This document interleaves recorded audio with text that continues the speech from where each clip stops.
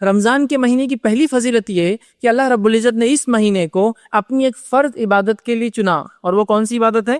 جسے ہم روزہ کہتے ہیں۔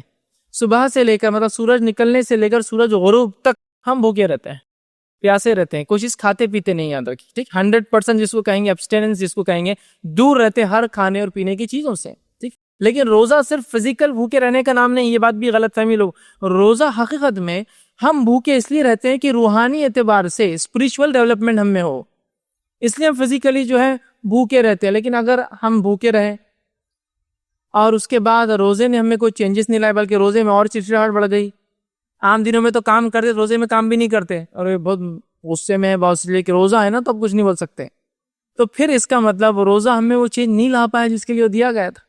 تو پہلی اس کی فضیلت یہ ہے اس مہینے کی کہ اللہ نے ایک فرض عبادت کے لیے اس مہینے کا انتخاب کیا، سلیکشن کیا۔ میں سمجھتا ہوں اتنی فضیلت بھی ہمارے لیے بہت جو ہے چیزوں کو سمجھا دے رہی ہے۔ روزہ فرض ہے، اسلام میں 5 چیزیں ایسی جو فرض ہے نا، بنی الاسلام علی 5، صحیح بخاری کی روایت ہے، اسلام کی بنیادی آپ صلی اللہ علیہ وسلم فرمایا 5 چیزوں پر ہے۔ پہلا، گواہی دو کہ اللہ کے سوا کوئی معبود برحق نہیں اور محمد صلی اللہ علیہ وسلم اس کے بندے اور رسول ہے۔ دوسرا، نماز قائم کرو۔ تیسرا، روزہ رکھو۔ چوتھا، زکوٰۃ دو۔ اور 5واں، حج کرو اگر اللہ نے استطاعت دی ہے تو گویا روزہ تیسرے نمبر پہ آ جاتا ہے۔ ہمیں چاہیے کہ ہم روزہ رکھیں، تو روزہ فرض ہے۔ اس فرض عبادت کے لیے اللہ نے ایک سلیکشن کیا، ایک منتھ کا، اور منتھ رمضان ہے۔ میں سمجھتا ہوں یہ بہت بڑی فضیلت اس مہینے کی کہ اللہ نے ایک فرض عبادت کے لیے اس مہینے کو چنا، اس کا سلیکشن کیا۔ دوسری چیز وہ یہ ہے، رمضان کی دوسری فضیلت وہ یہ ہے، تاکہ انسان عبادت کرے تو اللہ رب العزت اس مہینے میرے اور آپ کے لیے اس کو بند کر دیتا ہے جو عبادت سے روکتا ہے، بہکاتا ہے اور انسانوں کو برائی کی طرف لے جاتا ہے۔ نبی اکرم صلی اللہ علیہ وسلم فرماتے ہیں، اور یہ متفق علیہ، صحیح بخاری سے مسلم کی حدیث، آپ نے فرمایا رمضان کا مہینہ شروع ہوتے ہی آسمان کے تمام دروازے کھول دیے جاتے ہیں، مطلب جنت کے تمام دروازے کھول دیے جاتے ہیں، جہنم کے سارے دروازے بند کر دیے جاتے ہیں، اور تمام سرکش جن اور شیاطین قید کر دیے جاتے ہیں۔ تو یہ اس مہینے کی 3 فضیلتیں ایک ہی روایت میں۔ پہلا، جنت کے دروازے کھلے ہیں، مطلب مغفرت عام ہے، جس کو لینا ہے لے لے۔ جیسا کوئی کہے کہ کوئی مالدار شخص ہے اور اس نے اپنی دولت کے مطلب اپنے تجوری کے دروازے کھول دیے، جتنا جس کو لینا ہے لوٹ لے، لے لے، جو کرنا ہے کر لے۔ اب ایسا زرین موقع مجھے اور آپ کو مل جائے کہ کوئی اپنے دولت کے دروازے کھول دے اور کہے کہ یہ آپ کا ہے، جو اٹھانا جتنا ہاتھ لگے آپ کا ہوا، تو میں نہیں سمجھتا ہوں آپ خود چھوڑیں گے، کسی کو بلائیں گے، گاڑی لے کر آئیں گے اور جو کچھ ہو سکتا ہے کرنے کی کوشش کریں گے نا، جتنا ہو سکتا ہے جیب میں، جتنا ہو سکتا ہے ہاتھ میں، منہ میں، جہاں جہاں ہو سکتا ہے بھر کے لے جائیں گے آپ، کیونکہ موقع ہی ہے نا۔ تو ویسے ہی جنت کھلی ہے۔ اب بہت سی بار لوگ سوچتے جنت کے دروازے کھلے تو ہم کو کیا سمجھ میں آ رہا، تو میں ایک ایگزامپل دیتا ہوں۔ 3 سال سے اورنگ آباد میں بارش نہیں ہوئی تھی۔ اب اگر 3 سال بعد ایسی خبر آئے تھوڑے دن بعد کہ جائکواڑی ڈیم کے پورے دروازے کھول دیے گئے ہیں، تو یہاں بیٹھے بیٹھے خوشی ہوتی، مطلب اگلے سال پانی کی کمی نہیں ہوگی۔ دروازے کھلے وہاں پیٹھن میں 50 کلومیٹر دور، خوشی ہوتی اورنگ آباد والوں کو۔ تو ایک دروازہ وہاں کھلا، صرف ایک نعمت کا، پانی کا، تو خوشی محسوس ہوتی ہے نا، ارے ہاں اب اگلے سال پانی کا مسئلہ نہیں ہوگا انشاءاللہ۔ تو اندازہ لگائیے، یہی معنی ہے کہ فزیکلی تو دیکھ نہیں سکتے ہم جنت کو، لیکن کھلی ہے، پا لو، حاصل کر لو، لے لو، تمہارے لیے چھوڑ دی گئی ہے، دروازے کھلے، مطلب یہ مہینہ ہے جس میں تم اس کو حاصل کر سکتے ہو۔ یہ سگنیفیکنس، ایک معنی ہے اس کا۔ گیٹ کھل گئے مطلب پانی ایکسس ہو گیا، ڈیم میں بہایا جا رہا ہے، مطلب ڈیم فل ہو چکا ہے، اگلے سال کے لیے پانی ہے۔ تو یہاں جنت کے دروازے کھلے ہیں، جہنم کے دروازے بند ہیں، مطلب اللہ کی مغفرت عام ہے، جہنم کے عذاب سے بچنا بہت آسان ہے اس مہینے میں۔ اس مہینے کو اپنے مغفرت کا مہینہ میں اور آپ بنا سکتے ہیں۔ اور ایک اور اہم چیز، تیسری چیز، سرکش جن اور شیاطین قید ہے، جو بہکانے والا بند ہے، جو وسپرز دیتا ہے، جو بہکاتا ہے، آ کے پھسلاتا ہے کہ یہ تھوڑی دیر سو جاؤ، فجر کا بھی کوئی مسئلہ نہیں ہے، اذانیں آدھا گھنٹہ پہلے ہو جاتی ہے، خیر مرد جماعت سے پڑھتے ہیں تو آدھا گھنٹہ پہلے ہو جاتی ہے، ابھی تو ٹائم باقی ہے، ابھی تو سورج نکلنا ہے، اذان ہی ہو رہی ہے، آپ محسوس کر سکتے ہیں، ہے نا۔ اسی طرح جو ہے ٹی وی دیکھتے بیٹھے ہیں، کبھی تو ایک سین اتنا چلے جائے تو فلاں چیز مل جائیں گی، اٹھتے ہیں اور اس نماز کا وقت چلا جاتا ہے۔ تو بہکانے والا بھی نہیں ہے، مطلب دیکھیے، اگر کو بہکانے والا شیطان کھلا ہوتا تو پھر اعمال میں کہیں نہ کہیں کوتاہی آ جاتی تھی۔ اب شیطان بھی بند ہے، تو اللہ نے ایک پروویژن بھی دیا کہ دیکھو تم عمل کر سکتے ہو، بہکانے والا بند ہے۔ اب اگر کوئی یہ کہے کہ یار رمضان میں بھی تو لوگ گناہ کرتے ہیں، یہ 11 منتھس کی شیطان کی ٹریننگ کا نتیجہ ہے، ابھی تو بند ہے وہ، لیکن سکھا کر چھوڑ کر چلا گیا، تو اس کے اثرات تو باقی ہوتے ہیں، لیکن حقیقت میں ابھی موجود نہیں، بند ہے۔ تو یہ اس کے 3 فضائل دیکھیے ایک ہی روایت میں آ رہا ہے۔ اسی طرح اس مہینے کی فضیلت میں یہ آتا ہے اس ماہ کیا گیا عمرہ حج کے برابر ثواب دیتا ہے. تو کتنی بڑی بات ہے.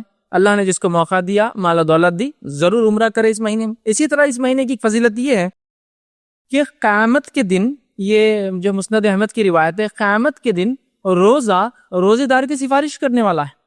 اور نبی اکرم صلی اللہ علیہ وسلم فرمایا کہ حدیث کا الفاظ یوں ہیں کہ قیامت کے دن قرآن آئیں گا اور کہیں گے اللہ یہ راتوں میں میرے لیے جاگتا رہا، مطلب قیام کیا، راتوں کی نماز پڑھی اور مجھ کو تلاوت کی. اور روزہ آ کر کہیں گے اللہ یہ میرے وجہ سے دن بھر بھوکا اور پیاسا رہا. اور رسول اللہ صلی اللہ علیہ وسلم فرماتے ہیں دونوں ضد کریں گے، دونوں اڑ جائیں گے. ایک روایت میں دونوں لڑیں گے کہ نہیں ان کو تو آپ کو چھوڑنا ہی پڑے گا، اور وہ کہیں گے ان کی مغفرت کر، میرے پڑھنے والے کی اور مجھے رکھنے والے کی. اور اللہ تعالیٰ آپ نے فرماتے ہیں دونوں کی بات رد نہیں کریں گے اور قبول کریں گے. گویا روزہ اور قرآن سفارشی ہے، سفارشی ہمارے جو روزے قیامت اللہ کے پاس لڑیں گے ہمارے لیے آ کر. تو کتنی بڑی بات ہے نا. تو اس روزے کو ہم مکمل کریں گے جیسا اس کا حق ہے، تلاوت قرآن کریں گے، راتوں میں جاگیں گے، اس کو پڑھیں گے. یہ دونوں چیزیں آ کے اللہ کے سامنے آڑ بن جائیں گی اور ہمارے مغفرت کا ذریعہ بن جائیں گی. بہت سارے لوگ سفارشی ڈھونڈتے ہیں کسی کام کے لیے. اللہ رب العزت قیامت کے دن جو حقیقی سفارشی بتا رہا ہے، ہمیں چاہیے کہ ان سفارشیوں کو واقع میں اپنے حق میں کر لیں. اتنا قرآن پڑھے کی گواہی دے اور اتنے روزے اور ایسا مکمل روزہ رکھے جیسا حق ہے تاکہ یہ گواہی دے ہمارے لیے. ٹھیک ہے، تو یہ دونوں سفارشی ہے ہمارے. آگے آئیے، روزے کے اجر کے تعلق سے نبی اکرم صلی اللہ علیہ وسلم فرماتے اور کہتے ہیں، یہ صحیح مسلم کی روایت ہے کہ روزے کے لیے حدیث قدسی ہے. حدیث قدسی اس حدیث کو کہتے ہیں جو اللہ تعالیٰ سے نبی اکرم صلی اللہ علیہ وسلم سیدھے روایت کرتے ہیں. پہلا راوی اللہ تعالیٰ ہوتا ہے کہ تمہارا رب تم سے فرماتا ہے، اللہ نے مجھ سے کہا. جب بھی ایسی حدیث آئے سمجھ لیجیے حدیث قدسی ہے.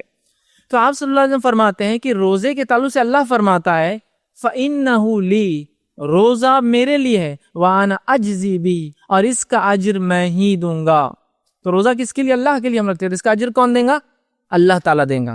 اب آئیے اس بات کو تھوڑا سا سمجھنے کی کوشش کرتے ہیں. فار ایگزامپل، مثال کے طور پر سمجھ لیجئے میں اس شہر کا ایک مالدار انسان ہوں اور میں آپ سے کہتا ہوں کہ اگر میرے ایک کام کے لیے آپ وسیلہ بن جائے، میرا کام کر دے تو میں کچھ دوں گا. تو آپ آٹومیٹیکلی میرے اسٹیٹس کے اعتبار سے ایکسپیکٹیشن آپ کی ہوتی ہے، ان کا اسٹیٹس یہ ہے تو کم از کم اتنا تو ایک آدھ کچھ ہینڈ سیٹ وغیرہ تو مل ہی جانا چاہیے، ایک آدھ فلاں اسٹیٹس اور ہے تو ایک آدھ ٹو ویلر کا تو ایکسپیکٹیشن ہو سکتی ہے کہ اگر یہ کام ان کا ہو جائے تو ہوتا ہے نا. اب اورنگ آباد شہر کا سب سے مالدار انسان کہے کہ یہ کام کر دیا تو کچھ دوں گا، ایکسپیکٹیشن چینج ہو جاتی ہے. اب مہاراشٹر کا سب سے مالدار انسان کہے کہ آپ کو کچھ دوں گا، ایک کام کیا، ایکسپیکٹیشن بڑھ جاتی ہے. انڈیا کا سب سے مالدار انسان کہے کچھ دوں گا، دنیا کا سب سے مالدار انسان کہے کچھ دوں گا تو ایکسپیکٹیشن کتنی ہائی ہوتی ہے. اللہ کہہ رہا ہے روزہ رکھو کچھ دوں گا، ایکسپیکٹیشن کم از کم یہ تو ہو سکتی کہ سب سے چھوٹی جنت تو ہونا ہم کو. کوئی پلاٹنگ کرنے والا اگر پلاٹنگ نکالتا ہے اپنی زمین میں تو اس کو ساتھ دینے والا سوچتا ہے سب سے چھوٹا پلاٹ تو بھی کم از کم مجھے ملنا چاہیے، ہوتا ہے نا. بٹ نیچر ہے چونکہ اس کے پاس جو چیز ہے وہ پلاٹس ہے، وہ بھی دے سکتا ہے آسانی سے. تو اللہ تعالیٰ کہہ رہا ہے روزہ میرے لیے ہے تو بندو اجر میں دینے والا. کیا ایکسپیکٹ کرتے اللہ سے ہم لوگ؟ کم از کم اپنی مغفرت، اس کا معنی ہے کہ جنت، کم از کم کچھ نہیں تو سب سے چھوٹی جنت. اور سب سے چھوٹی جنت کے تعلق سے حدیث میں آتا ہے وہ دنیا کے، ہمارا جو گلوب ہے دنیا سے 10 گنا بڑی ہوں گی. سب سے اسمالسٹ، سب سے چھوٹی جنت جو سب سے آخری انسان کو ملیں گی وہ کتنی ہوں گی؟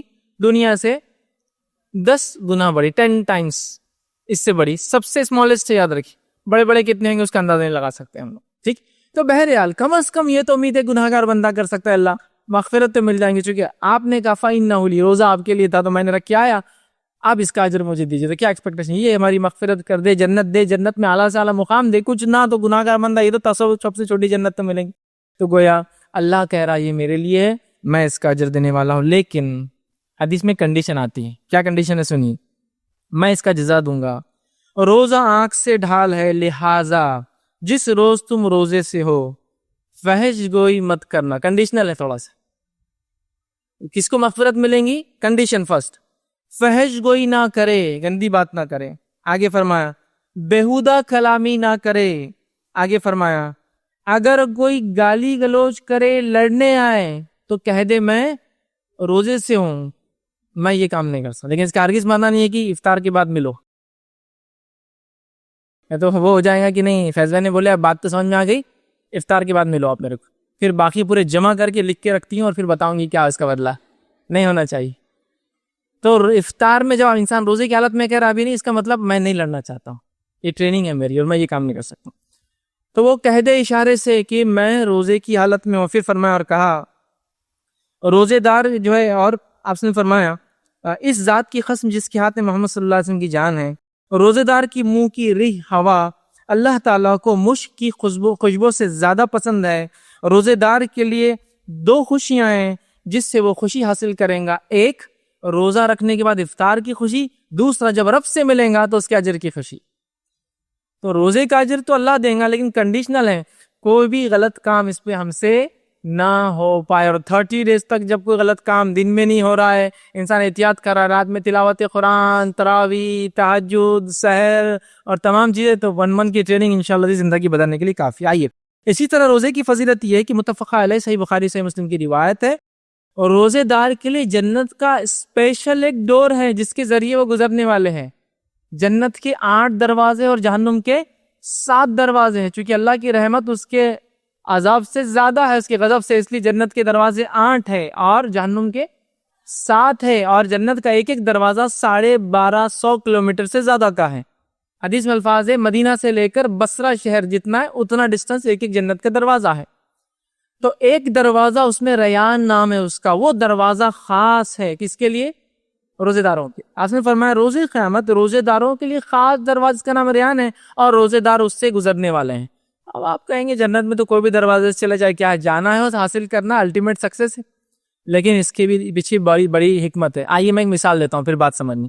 میرے گھر کے اندر 4 دروازے ہیں، مین گیٹ ہوتا ہے، پھر اندر دروازے ہوتے ہیں. ایک دروازہ ہوتا ہے جو ریگولر ڈور ہوتا ہے، ایک دروازہ ہوتا ہے جو کبھی کچھ خاص مہمان تو کھلتا ہے، وہ کھلتے آس پڑوس والے سمجھ ہاں کچھ تو بھی بچی کا رشتہ آیا یا فلاں کچھ تو بھی ہوا، وہ دروازہ کبھی نہیں کھلتا ہے. ایک دروازہ سروینٹ ڈور ہوتا ہے پیچھے سے، اس میں سے گھر کا مالک نہیں داخل ہوتا، کبھی وہ کام والوں کو بولتا ہے ادھر سے نہیں آنا ادھر سے آؤ. ہر دروازہ کسی نہ کسی اسٹیٹس کو چھلکاتا ہے. کون ہے گزرنے والا؟ ریگولر ڈور کوئی بات نہیں، ارے وہ دروازہ، ارے کوئی مہمان خاص آیا، وہ دروازہ کھولتے نہیں تو عید کے دن کھلتا، رشتہ آیا تو کھلتا، فلاں ہو تو کھلتا، MLA آیا تو کھلتا، وہ دروازہ عام طور سے نہیں کھلتا. تو ہر دروازہ ایک سٹیٹس شو کر رہا ہے آپ کو. تو ریان ایک دروازہ ہے، اس سے روزے داروں کا سٹیٹس پتہ چلتا ہے. بتانے کا مقصد یہ کیا اللہ کے پاس اتنا ہائی سٹیٹس ہے روزے داروں کا کہ ایک دروازہ ہی مختص خاص اسپیشل کر دیا، ڈیڈیکیٹڈ ڈور ہے ان کے لیے. وہاں سے جانے والوں کو فرشتے سمجھ جائیں گے کہ کثرت سے روزے رکھنے والا تھا یا روزے رکھنے والی تھی.